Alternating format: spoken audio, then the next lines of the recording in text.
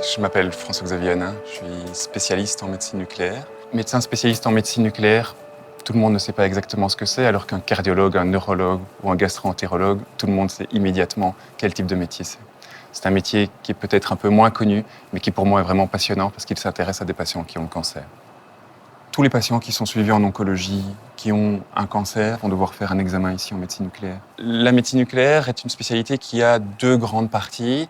La partie la plus importante, effectivement, c'est la partie diagnostic. Et il y a une plus petite partie, qui est tout aussi importante, mais qui s'occupe de thérapie. Le principe général d'un examen, qui est le même pour tous les examens, c'est en fait d'administrer à un patient un produit auquel on aura greffé une petite molécule qui est radioactive. Pourquoi ? Simplement parce que le signal que va envoyer ce petit produit pourra nous permettre de le suivre en dehors du patient.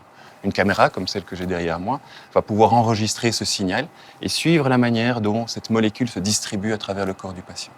Toutes les procédures que nous faisons en médecine nucléaire dépendent de l'utilisation de radioisotopes. Un radioisotope, c'est quoi ? C'est simplement un atome qui est un petit peu instable. Instable, ça veut dire que l'équilibre entre les protons et les neutrons n'est pas tout à fait juste. Et l'excès d'énergie qui se trouve dans cet atome, eh bien, il va s'en débarrasser en émettant une particule ou un photon. Et grâce à cette propriété de cet isotope, on va pouvoir l'utiliser pour récupérer le signal qu'il va émettre, pour pouvoir suivre une molécule qu'on a administrée au patient. Le médecin va voir en fait la manière dont le produit se distribue à l'intérieur du patient. Donc si on a injecté un produit pour le squelette, il va voir se dessiner uniquement le squelette. Si on injecte un produit pour le foie, il va voir se dessiner uniquement le foie. Et ainsi de suite en fonction de l'examen qu'on a choisi.